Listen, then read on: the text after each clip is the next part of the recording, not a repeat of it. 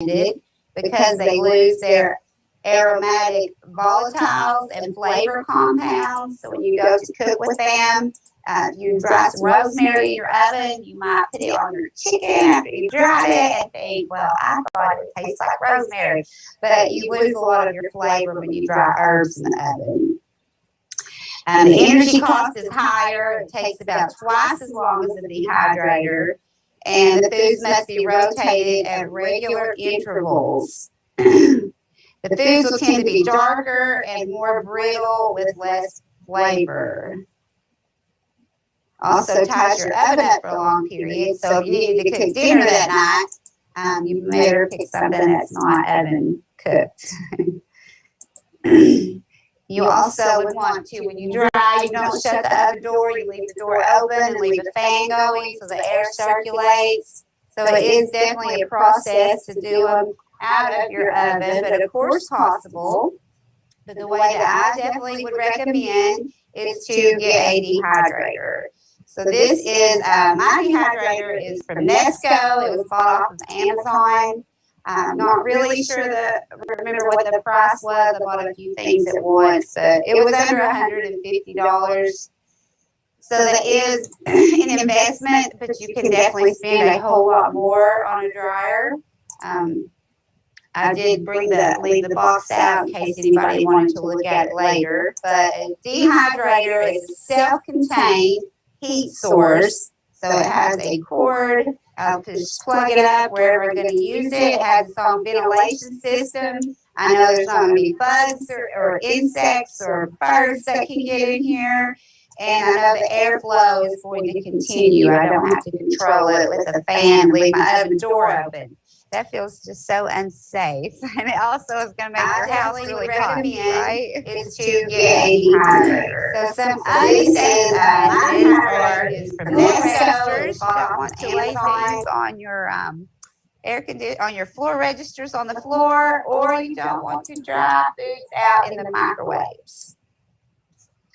Except for herbs, you can do herbs in the microwave. So pre-treatment, it's very important that you pre-treat your fruits or vegetables to control the microorganisms on your food. This helps to stop the enzyme activity, minimizes oxidation reactions, and decreases microbes on the surface. So in addition to the removal of water, the pre-treatment of most foods is necessary to help stop the enzyme activity. Although pre-treatment can decrease microbial population on the surface of the food, it primarily helps maintain the food quality and helps a food from becoming dark as you dry it and help it maintain the color. So for pre-treatment of fruits, blanching is for a syrup blanching or a steam blanching. Antioxidants, absorbic acid, such as vitamin C, or an ascorbic acid mixture, sulfurine or sulfite dip, dips such as fruit juice dips and honey dips. I want to ask a question on that sulfite. Is that the same thing you use, like if you're making sausage or something and you put that sulfite in your meat so it doesn't? Yes. Well, we're going to, we'll talk about it, but yes. Okay. So syrup blanching. If you're going to blanch with syrup, you use a cup of sugar, a cup of corn syrup, and 2 cups of water, and 1 pound of prepared fruit. So blanching your fruit in syrup helps it retain the color fairly well during drying and storage. The resulting product is like a candied fruit. Fruits that can be syrup blanched include apples, apricots, figs, nectarines, peaches, pears, plums, and prunes. So you would combine 1 cup of sugar, a cup of corn syrup, 2 cups of water into a saucepan. You bring it to a boil, simmer it for, or add a pound of your fruit and simmer that in the mixture for about 10 minutes. Then you remove it from the heat, let your fruit stand in the hot syrup for 30 minutes. Then you take out your fruit, You rinse the syrup lightly in cold water, drain on a paper towel, and then you can dry your tray, put it on your drying trays. So it is a lengthy process before you ever get to do the drying, to do the syrup blanching. So steam blanching. Steam blanching helps retain the color and slow oxidation. However, the flavor and texture of the fruit is changed. You need to place several inches of water in a large sauce pot with a tight fitting lid. Heat to a boil. Place the fruit not more than 2 inches deep in a steamer pan or wire basket over the boiling water. Cover tightly with the lid and begin timing immediately. Check for even blanching halfway through the blanching time. Some fruits may need to be stirred. When it is done, you remove the excess moisture using paper towels and place on drier trays. And how long do you blanch for? This is a good chart to tell you your times. So, is there a resource for that? I mean, sharing the slides. I can share the slides. Is it gonna be up on, is it gonna be on YouTube? If it's on YouTube, you can download. Yes, I can put the slides to the YouTube. This recording will be on YouTube, but then I can add the slides to it as well. And if I have your email, I'll be glad to email you all the slides from today. From the sign sheet. Mm-hmm. Yep. You don't have just the paper spread out. No, but I could, after this is over, I'll try to get that together. If everybody wants to hang around a minute, I'll be glad to do that. Okay, so next is antioxidants. Ascorbic acid, vitamin C, is mixed with water in a safe way to prevent fruit browning. However, its protection does not last as long as sulfuring or sulfiting.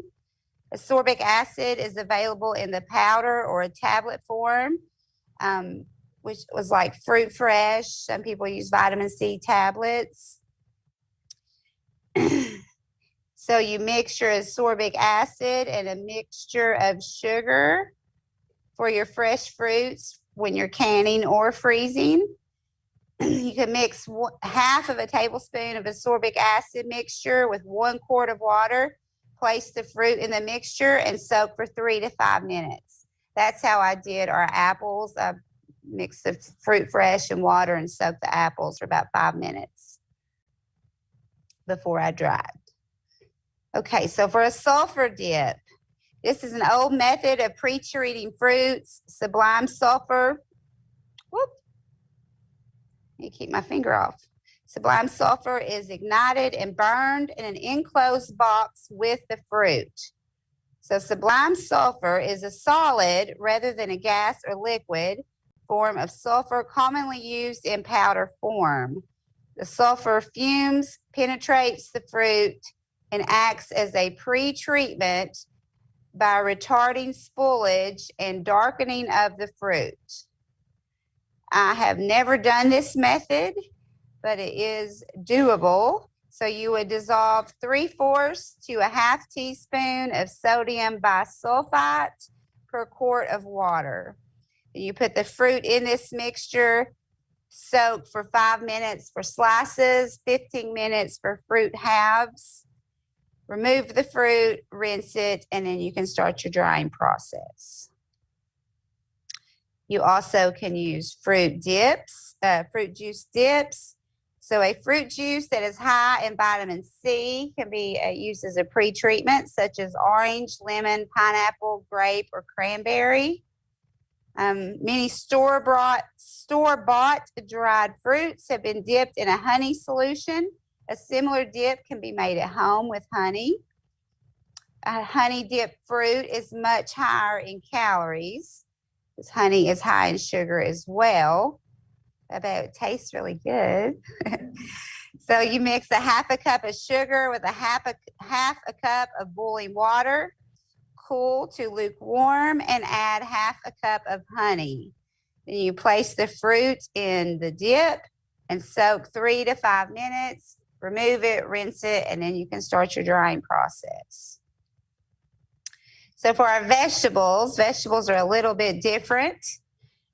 Pre-drying treatment is a must for vegetables if you're concerned about keeping the quality of your finished product. Only exceptions are onions and green peppers.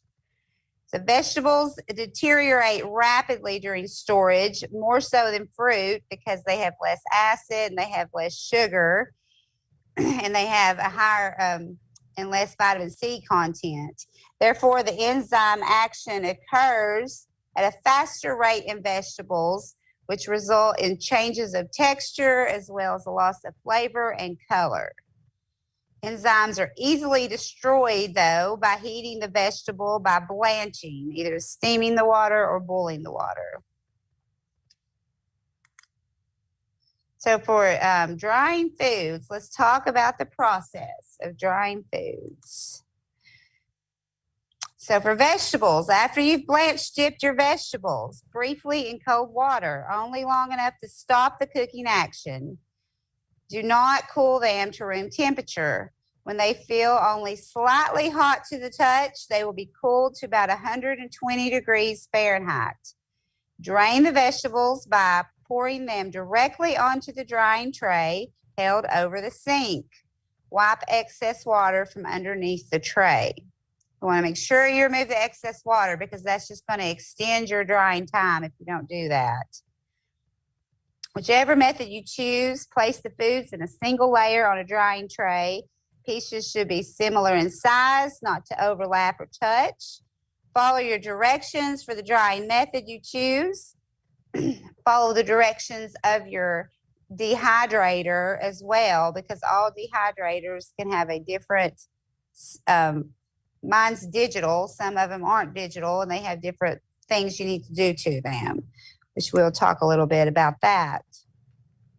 So dehydrators are designed to dry foods fast at about 140 degrees. Some models are expandable so that additional trays may be added. In dehydrators with a vertical flow, hot air will move from the bottom to the top. Therefore, the bottom dries more quickly. You may need to rotate trays periodically to make sure that the food dries evenly.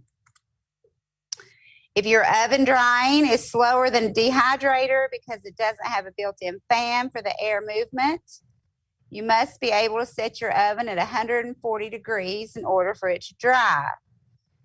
Leave the door propped open 2 to 6 inches for air circulation. You can use a fan to help encourage air circulation. You can make your own trays by placing cooling racks on the top of a cookie sheet. So how do you know when your fruits are done? You need to test for dryness in your fruits. They don't need to be wet at all. When you squeeze them, or if you take a piece of fruit and break it in half, if you see any moisture where you broke it, then it's not finished. You need to continue drying it a little longer. When you follow the recipe and it says maybe 8 to 10 hours, you need to don't just assume it's finished because you've hit the 8-hour mark or the 10-hour mark. You definitely need to check it and make sure. You don't want to over dry, but you don't want to under dry. Then you're just probably going to have some moldy food on down the road. Conditioning your fruit. Once your fruit is dried, it must go through a process called conditioning, where the residual moisture in the fruit is evenly distributed. It decreases the chance of spoilage, especially mold. It's not required for vegetables because of the greater degree of moisture loss in vegetables. So to condition your fruit, you cool the fruits before you put them into a food-grade container, plastic or glass, not more than 2/3 full.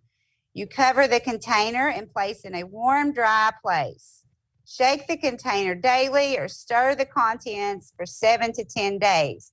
So I put my apples in a food-safe plastic bag, and then I just occasionally just rotate them around just to make sure everything's good to go.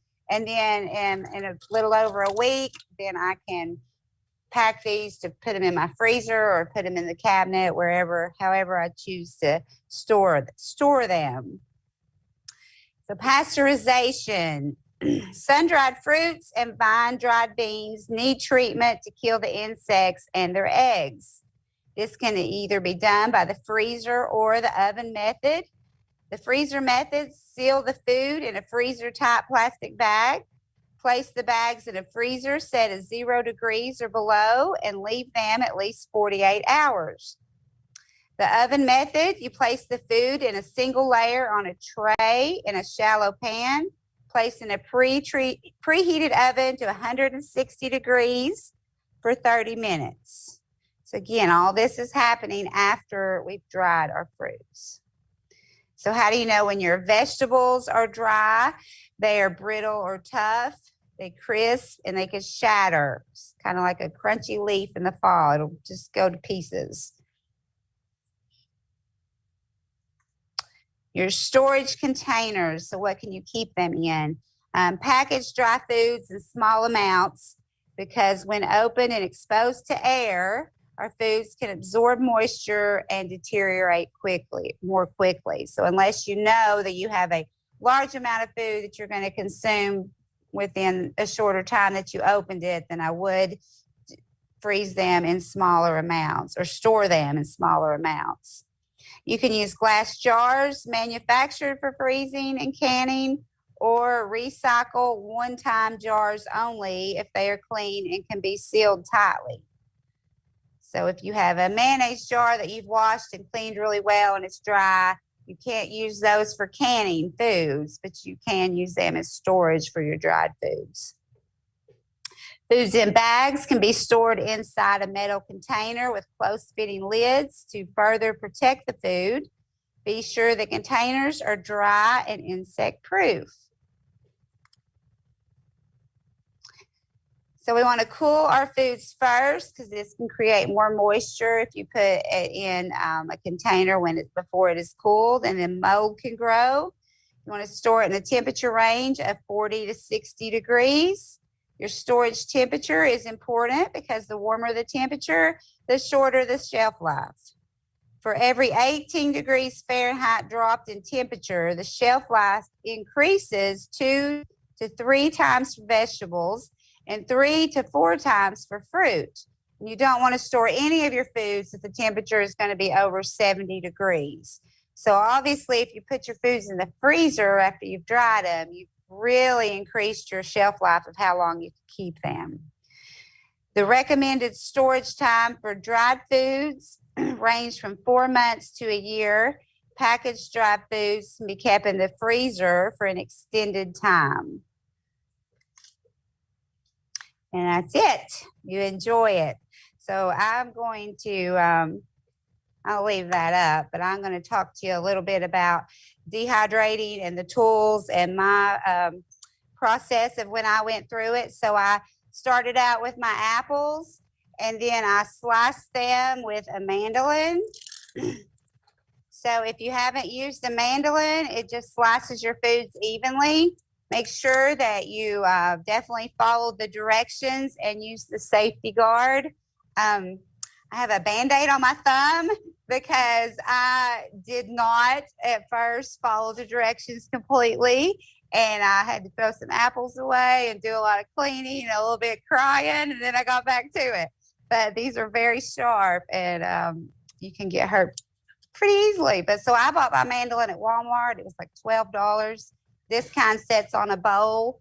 This is what you should use. I thought, well, the apples are big. I'll use it when I get, because it was not working real well, but the apple rolled, and I just cut a slice out of my thumb. So make sure this sits on your bowl. You put this on the fruit, then it slides it across the blade and makes perfect slices. You can also adjust the size slices that you want. There's 3 different slice sizes. You can core them first. I actually probably would. I didn't have I brought all this to do at home. I didn't have a core, so I didn't core mine. It made a pretty apple, but I would have cored them. I would core them before I did it. You don't peel. Do what? Don't peel. You don't have to peel them. You can peel them. I did peel these. mostly because I didn't know if people would prefer the peeling or not. I have an apple sample I'm going to give to everybody to try, but it's your choice if you want to leave the peeling on or if you don't want to leave the peeling on. But a mandolin is a good idea to get even size slices, because if I did it by myself with a knife, which was, it would have taken me a whole lot longer. It might have been a little safer for myself, but for my thumb, but this ensures exact same slice sizes. So the temperature and the heat is going to distribute the same, and they should be ready at the same time. So once I did that, then I soaked my apple slices in with fruit fresh and water for 5 minutes. And then all I did, it is so simple. I laid if you buy a dehydrator such as this one, it comes with 4 trays, and they literally just stack on top of each other. There's no locking system or anything. Now, according to your manufacturer, you also want to read your manufacturer manual, and this one doesn't have to be rotated. So, and I thought, I don't know, I always thought you had to rotate them, but they all did evenly just as fine. And you can buy extra trays. This held 5 apples. So if you're drying a whole lot of apples, you might want more apple trays, because it took about 9 hours for me to dehydrate 5 apples. So if I was going to do a few bushels, then I would have been at it for a long, long, long time. But you just lay your slices on the tray. You can add trays up to 12 trays. And then at the top, I hit start, and I move the arrow button until I was at 135 degrees, which is what my apple recipe said to go to. The digital is great because it maintains that temperature the whole time. But then, so once my apples were done, would anybody like to pass a tray around with apple slices? Anybody? Or I can. Okay. I want everybody to have a sample if you want one, to see what the apple tastes like dried.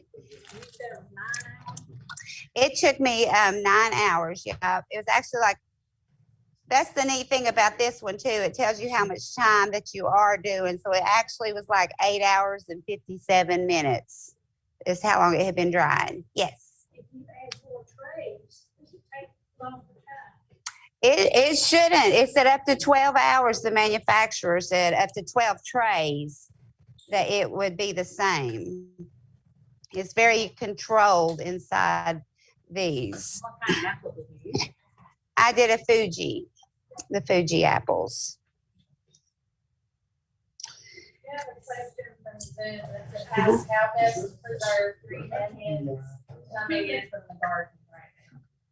Green onions coming in from the garden.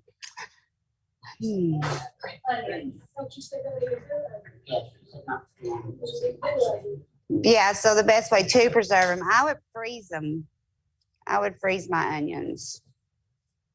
So if you are going to use these apples and you wanted to bring them back to life, you can rehydrate your foods after you've dehydrated your foods. So I'd soak this, and the warmer the water, the faster it goes. But you could do it in room temperature water. It might take a little bit longer, but it will bring your apple, put moisture back into it. It won't be exactly the same as a very fresh apple, but it does puff it back up if you wanted to make a pie or something with your dehydrated apples. Or you could freeze them. We talked about the different storage containers we could use. One great way, if you're going to freeze any kind of foods, you always want to make sure that you use a freezer safe container. So if you're buying a container, make sure that it does say it's freezer safe. If you're going to freeze foods in a bag, a sealed bag, make sure it's a freezer bag. This is not, so I wouldn't freeze my foods in this bag. Or this is another little toy that I bought that I'm excited about. The vacuum sealer bags. So they are freezer safe. And this little machine, I don't have it plugged up right now, but it sucks all the air out of it and seals it up tight, and these are great for freezing your foods, your dried foods, your onions, peppers, meats, whatever you're going to do to store them in the freezer. And then over here, if we're going to do some more food preservation, there is other ways to preserve your foods. So this is a pressure canner. This is through Presto. I got the lid on here tight. So a Presto canner, there's some really good canner brands. All American's a good one. Presto's a good one. But it's essentially just a big pot. If you're going to do any at-home canning, you want to make sure that you don't use a glass top oven if that's what you have, because the pressure from the pressure canner can crack the top of your oven. So inside of a pressure canner, there's just a little thing at the bottom to keep your jars from sitting right on the bottom and cracking. So you would fill this with water, and you would let your pressure build.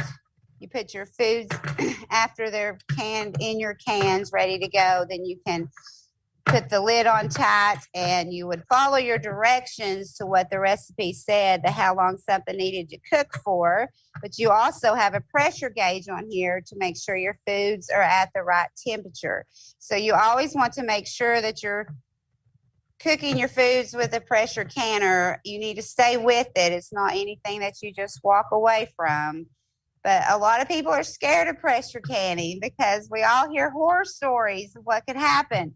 But as long as you do follow the directions and do what it says, and we don't just leave it and like, oh, I'm going to run to the grocery store, it's got a couple hours cooking time, then you should be fine. You shouldn't be scared of it. These lids are always hard to get back on.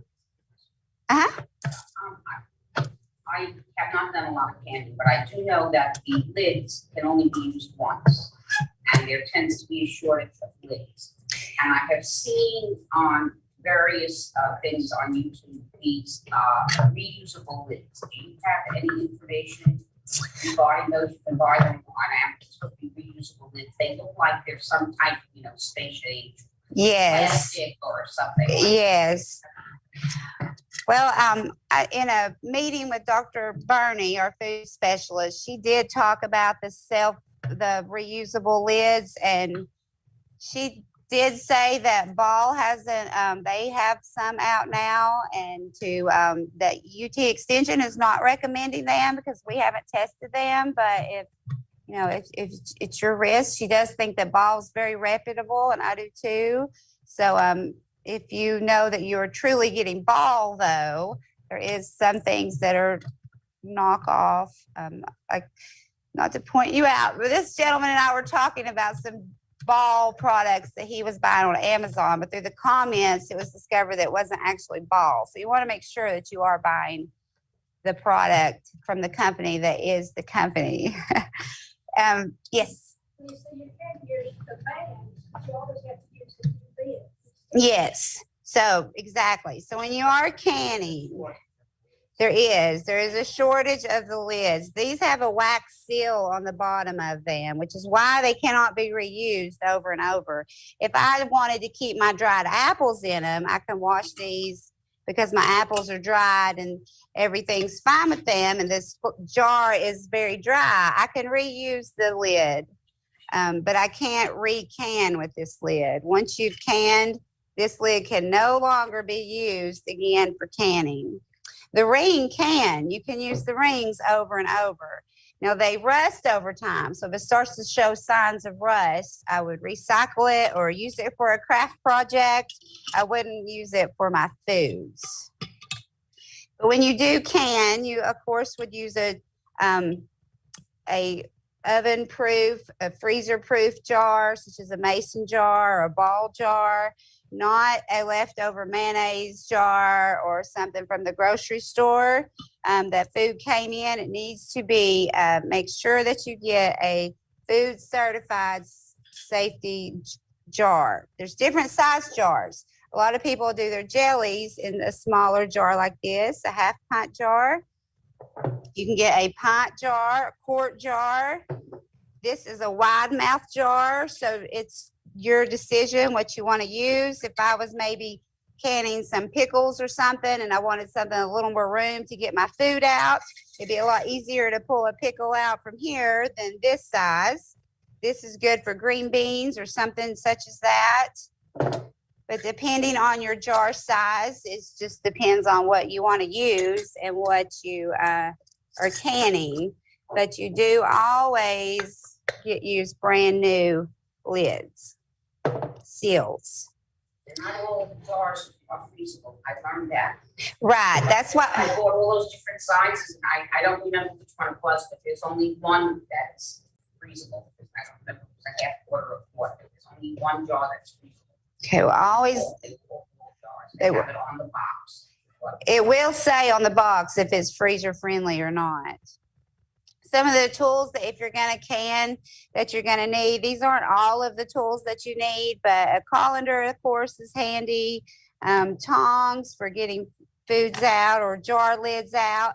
I like to have a pot on the stove with you always want to sterilize your lids and rings. So I put them in a pot of boiling water and I let them boil. So when I go to put the foods on, after I've mashed or whatever I need to do to prepare my foods, I take this little tool. This is a handy little tool. So if this is sitting in hot water, so I just take this and it's a magnet and it just pulls it out. And you put it on your lid because it's hot to touch and then it's on there. So when you can your foods and your pressure canning's finished or your water bath canning, we'll talk about that too. You can actually, if you wanted to, once the jar is sealed, this is not going to come off. We put the rings on there to hold it on until it does seal. But if you wanted, once it has been sealed, you can take the rings off or you can leave it on. If it's a jar you're going to open and use part of the product for whatever reason and then save it, then you'd want to keep the ring on it just for food storage for the next few days till you used up that product. This is a great little tool when you're canning. It's a jar funnel. So if I have foods that I've prepared, I can set this on here and put the foods in a whole lot easier. This little tool, this is a multi-use tool. It's very handy. And usually you can buy a kit of these with the funnel and the magnet and this and this. Let me show you what this one does first. This one has a couple different uses. So let's say I put up some beans. I have beans in this jar. So I'm going to run this around the edges of my peaches or my beans, tomatoes, whatever I'm doing. Pull it forward like that. Do you know what that would be doing? Taking the air out. That's right. Because if we leave air in our foods before we can them, then that creates area for spoilage too. Then there's a little edge that kind of looks like a stair step, and there is measurements on it. I hit, once I turned 40, my eyes got so bad, but anyhow, and it'll say in your direction of how much head space you need. So in your instructions, it might say you need 1 inch head space. So I'm going to use this highest one that says 1 inch, and the head space means you're going to fill your jar up to that point. So you use this tool over and over and over when you're canning, just to check your jars to make sure you have your head space right. Some foods, when you cook them, might expand. So I don't want to fill my beans all the way up here to the very top because that into a disaster once they're and they need room to grow. But then when you want to remove your foods, the water's hot, they've been cooked and heated. So I can't just pull my jars out, but they're ready to come out. So you use these little tools to grip your jars and pull them out. So whichever one you want to use helps you pull your foods out. So if you're going to start canning, or if you already can, if you don't have those tools, I definitely would suggest them. Another way to do your foods is with a water bath canner. And so a water bath canner is essentially a really large stock pot, and it has a basket in it that your foods actually sit in the basket. So you can hang it on the side of your pot like that. Put your foods in that you have your jars in that are ready to go. And then when the water starts to, or when your jars are full, your basket's full, you drop it down like that and put the lid on. And you follow your directions and cook it to as long as it says to. I always tell everybody every year to get your pressure canner gauge tested. You can come here to the extension office and I'll be glad to test them for you. If I'm at the farmer's market, I can test it there for you. But so your gauge has a little hole underneath here, and I have a pressure gauge tester. So I would line your pressure gauge up onto this. You don't have to bring your whole pot in. You can just bring the lid in. And then I have a foot pedal down here. So I would pump air in, pump air into here. I've got too much stuff on this table to show y'all, but it would be like this. And then my gauge and your gauge to match up. So you know that if mine says 12 pounds of pressure, your gauge should say 12 pounds of pressure. If it doesn't, then I would either have you adjust your cooking time to a couple more pounds or a couple less pounds, or if it's way off or it seems to be in bad shape, then I might suggest that you purchase a new gauge. Also, when you're canning, you always want to make sure that your seal is good. It doesn't have any dry rotting or any cracks in it. Because with pressure canning, it's all about getting that good seal. And let's see, I think I covered most everything that I was going to share with y'all. I meant to show you these. These are some other attachments that you can buy for your dehydrator. If you were going to dehydrate something smaller, you would use this netted piece and lay it right on top of your rack to keep foods from going through. If there is a liquid you're going to dehydrate to make some sort of powder, or if you're doing like a fruit leather, you would use this. Yes? Work on the glass. A water bath canner you can use on a glass top stove, but not a pressure canner. It doesn't mean if you decided, I don't believe her, I'm going to go home and try it. It might not bust your stove top, but it might. So you've been warned. Definitely always follow the manufacturer's warnings. If you're going to do a lot of canning, then I would either get a stove that has coils, or buy a the kind that you plug in. Yes, a single outlet burner. Yes, thank you. Yes, Winnie. Yeah, hot water bath. You're not supposed to get green beans in that, right? Right. You have to pressure cook green beans. You have to you have to pressure cook peaches, anything that's low acidic, it doesn't have a lot of acid, you have to pressure cook. So water bath canner, the foods that you can cook in here are high acid foods. So they have enough acid in them that they will kill any microorganisms. If I'm going to make jelly, I can do it in here because it's done with fruits. Your recipes will tell you if it needs to be water bath or pressure canned. You can always call here too, and I can send you information on whatever foods that you want, and tell you if it needs to be pressure cooked or water bath. If you don't remember, this is a great cookbook. I always recommend this to people. It's so easy to preserve through the extension of Georgia. It's wonderful. It's got anything and everything you can ever possibly think to can in here. We have a canning publication here. It's $5. Has lots of great information in it. I can always get that for you. Definitely always use tested recipes though. Either find your recipes from an extension office like this one, so easy to preserve, through a reputable company like Ball. They have really good recipes.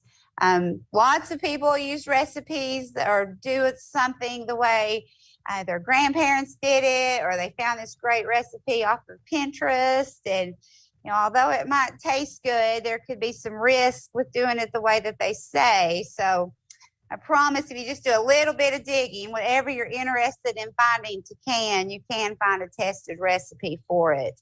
If you can't, then it must not be what you should be doing.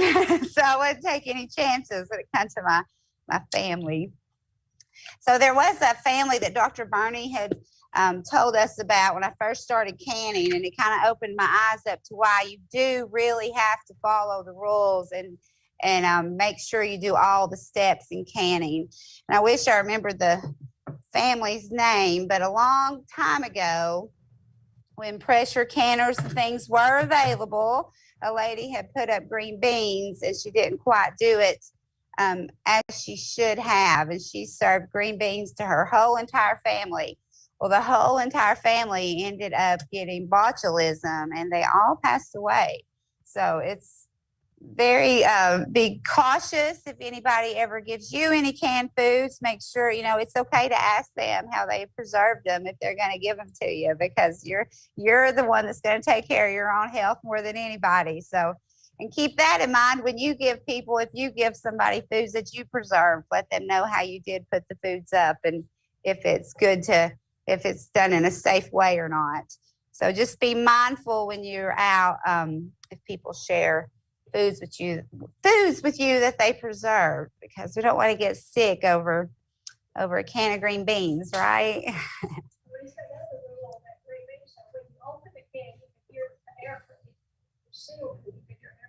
Yes, you can. One of my favorite things about canning is hearing that pop after I've pulled everything out and I've set it on a towel on the counter.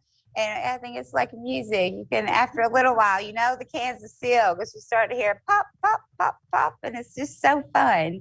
So then they won't get botulism if they're sealed, right? If it's sealed properly, yeah, it should. The pressure cooker, it puts it under such pressure. That's why pressure cooking is recommended, because it kills the microorganisms.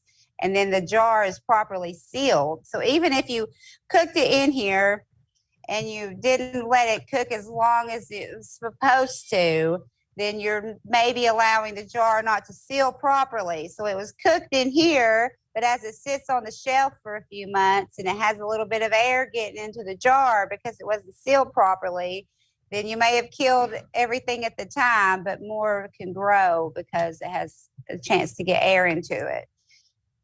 Another thing I learned the hard way through impatience and before taking trainings, you don't ever help the pressure cooker once it's finished. You don't ever help it release air. So I was impatient one day and kept pulling that up to let the air out because I wanted to get my peaches that I was canning out of the pressure cooker because I had something else I wanted to do. Well, then lo and behold, I had lost most of the liquid in my jars because you have to let the pressure, let it go on its own pace. And it is a time consuming process. And the drying is time consuming and the water bath is time consuming, but it's worth it and it's a lot of fun. And it just makes sure that you have time allowed. Don't plan anything else that day. So does anybody have any more questions? Okay. One wants to know if you recommend reusing jars a specific number of times before you don't use them again. Well, if I do have jars that I use over and over. I've bought jars before at yard sales and things. I don't buy them. I don't reuse them. I don't buy them from anybody else unless I buy ball jars. But then also, especially if using a used jar, you need to make sure there's no cracks anywhere. If the jar looks like it's just really been damaged, then I don't reuse it for food processing. Lisa, I still do jellies after I make it. The leaves have already popped their seal. I don't touch them one day. You know, okay. Well, some people don't, and I'm not disregarding what you do. I'm just taught and trained to teach people to do their jellies from a water bath. But I know that some people do make their jellies not with in a water bath and the jars seal. But the reason for the water bath is just to make sure it gets to the right temperature. But that's just what we recommend with extension. Yes. I took a food safety course through UT.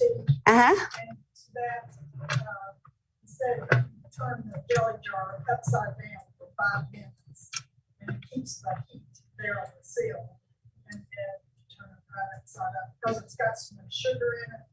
But that's what kills the bacteria, and then sealing it. As long as you hear the pop and you see the little bubble on the lid, go there. Well, if that's what if they recommended you through UT, then that's, you know, that. Several years ago. Yeah. Jelly is one of the safer things that you can because of the high sugar content that you're likely to be fine. That's why a lot of people can do freezer jams and they're okay because of the really high sugar content. I definitely wouldn't do that with a can of green beans. You know, turn it upside down and wait for it to pop. Like wax on top of them. And I guess they don't do that, they just cook it and they put wax on top and seal the top and then put the lids on. Yes, some people, yes, that is a method. I don't honestly know a whole lot about that method. Bad thing about it is the paraffin, after not very long, starts to pull away from the sides, and then it's all full. See, then you don't have spoilage. And if you ever do can your foods and it didn't process, your food's not wasted. You can either go ahead and eat it, you can freeze it, or you can try to process it again. But I think there is some kind of wax in this seal too. But that's why there is so many different methods that people use, but extension really follows some specific methods. So I'm not saying anybody's method is wrong. I trust UT. Everything that they do is evidence-based. So if they told you it's fine to do jellies that way, then it probably is fine to do jellies that way, but not most other things. It's the high sugar content that makes jellies safer. Do you have a question? Yeah, if you have a low acid food. Uh-huh. Then you use olive oil. So you put them in olive oil, you put olive oil in the jar, and then you can. For that one, it still has to be a high acid or something. You would need to get it to a really hot temperature, and oil would break down at a really hot temperature. So I don't know that it would. If you had a tested recipe and it said that you could do that, then if it, I would definitely make sure it was a tested recipe. So, and if it says, if it's been tested and it says that you can do that, then you could, but oil has a really, it can just burn really easily. So I've never done it that way, but if the recipe, the tested recipe says you can, then it should be safe to do. So it's worth a shot to see if you like that flavor of it that way. Uh-huh. Besides apples, what's your favorite food to put in your dehydrator? Well, I thought I was walking into a cord. That's my thing. I love dried pineapple. I haven't dried pineapple myself. It's one of my favorites if I'm buying dried foods. Honestly, I've only dried peaches and I've only dried apples. So I don't know what my favorite is, but there are so many things that piqued my interest that come with the book of recipes. Like they even dry flowers in here. I do want to try some fruit roll-ups. I don't care for bananas, dried bananas, but that's something that, you know, you can do. I'll tell you, there's lots of seeds. There's seeds in here to do, and herbs, of course, can be dried in here. I've never ever thought about drying fish, but you can dry fish. Have you dried fish before? Yeah, you like it? I want to try jerky. I haven't dried any meat yet. that I bought for $1 15 years ago. Uh-huh. Got the juice out of it. But the figs, I take the majority of the water out of it, but not all of it. Uh-huh. And I put them in the freezer bag, in the freezer. Uh-huh. Take them out whenever I want to snack on them or come up and put the cereal. They Yeah. last a long, long time. Yes, yes. Yeah, so when you dry your foods, you're extending the life of them quite a bit. Then if you add it to the freezer to store it, you can keep them for a couple years or longer. Yes, ma'am. Sugar substitutes for people who are diabetics, how does that work? It should work the same. We have a couple jelly recipes for, we just replaced the sugar with an artificial sugar, whatever brand you choose. It should work the same as cooking wise. On spoilage wise, that's a really good question. I will be glad to find out the correct answer for that for you and get back with you, because I couldn't tell you for positive. I think you would like bananas the best. Uh-huh. And so it would be, you're not, that would be candy. Kind of question. Yes. Well, so if you did banana, I mean, you don't have to put any sugar or anything on them. And my apple recipe that I did do was for said to put cinnamon on it. I didn't put any cinnamon on it because I was in the throes of having my feelings hurt from getting cut. So I forgot to do the cinnamon. But when you're drying your food, you could add different spices to different foods, or herbs, dried herbs, or fresh. You couldn't use fresh herbs, but because the water density would be different from the fruit or vegetable that's in it, minus the herbs. So you want things that are the same density to dry together at the same time. But you could put dried herbs on some of your food as you dried them. Test that out. So there is a recipe with substitute sugars. Yes, actually, and I think that there's one in this book. Anybody's welcome to look through this book if you want. I do highly recommend this book, but there's lots of fun recipes in here too. There's a question, when panning soup, is it okay to add extra ingredients or seasonings to a proven recipes before you pan it?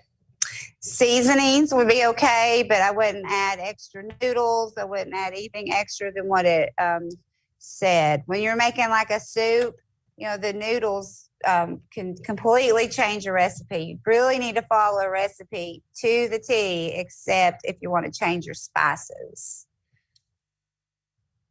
Another one is, can you freeze by vacuum packaging things such as stuffed peppers or cabbage rolls? Yeah, can. Do you have any tips for canning meat? The canning meat. Tested recipe. I would just follow the tested recipes. That's always somebody asks me about, is it tested? That really does matter. You can meats, but you need to follow the recipe for sure. For instance, with another agent, she and I made chili and it had beef in it, and we followed the recipe. We cooked it in the pressure canner. I've since ate a jar of it. It was delicious. I could have played around with the chili powders and the spices in it, but as of the rest of the recipe, meat included, I had to follow it exactly the way it said. But yes, you can do meats. Just follow the tested recipe. Uh-huh.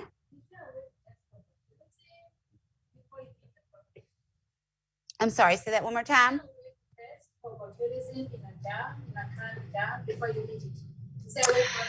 I don't know. No, I don't think that there is. You would know if your food is sealed, for instance. That's one reason why you want to, if you have canned foods. You don't want to go to a sale of some sort and buy the canned foods, because you don't know how the food was processed. Even if the lid's not going to cut, like the lid should not come off. It's sealed. It's on there. You shouldn't be able to get it off. But still, I just, personal reasons, I would prefer to can my own foods, or you know, maybe take some canned foods from someone that I know does it the way that they're supposed to do it, because there isn't a way for me to take a can of green beans that I bought from somebody and just know, because I know that there's nothing in it. Because I wasn't there when they did it. I don't know if it was done properly or not. Well, one question that's on your ties was that at farmers markets, are those individuals having to follow certain guidelines to sell those products? They are supposed to. There's cottage laws that they have to follow. I know the Kingston Farmers Market, the Lakeside Market, they're very good to make sure that whatever vendors are selling canned jellies, that they know what they're supposed to do. Their product is labeled. It is not, it used to be you had to do your canned foods in a certified kitchen to sell at the farmers markets. You don't have to do that now. So that's and that's relatively new, but that could put it a little bit more at a risk. But I would just make sure that it is labeled, and you could ask the market manager, you make sure that your vendors sell, you know, that their foods are done properly. There's a slight trust issue, you know, you have to trust the people, but a well-run market will make sure that they don't have any vendors that are selling foods that they shouldn't. And there is some foods that you can't sell at a farmer's market, and the market manager would know that, and he or she should not be letting those foods be allowed to be sold in a market. There's one more freezer question. You can freeze cooked pasta. You can freeze cooked pasta. Done it, but I don't know.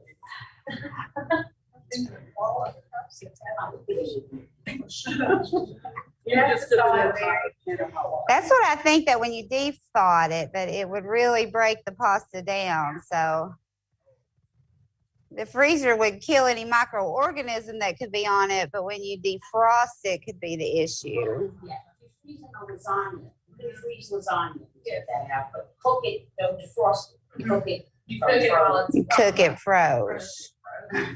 So it depends. Yeah, so that answer was a group effort to come up with.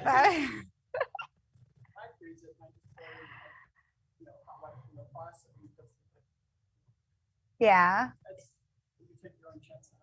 I guess so. So you've had good luck with doing that? Okay. Do it very slowly. Yeah, I freeze a lot of things, but cooked pasta isn't anything I have ever frozen. But you know, like I'll make lasagna is a great example. Yeah, I take that back. I've made a spaghetti pie and froze it, and then we defrosted it and ate it later. And I prefer them made then and baked, but it was decent. You didn't die. I didn't die. Well, thank you. I didn't eat the botulism corn. Thank you. We're doing turf grass. Turf grass next month. Another lunch and learn. What's the date of that? It's always the second Saturday.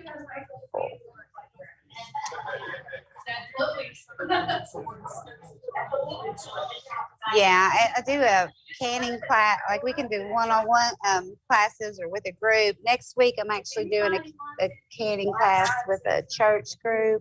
If there's a group of people you would like to get together and do a class, we can do a hands-on where you actually, yeah, go ahead. Unless I'm out doing a program, but I work here, yeah. Monday through Friday. Yep.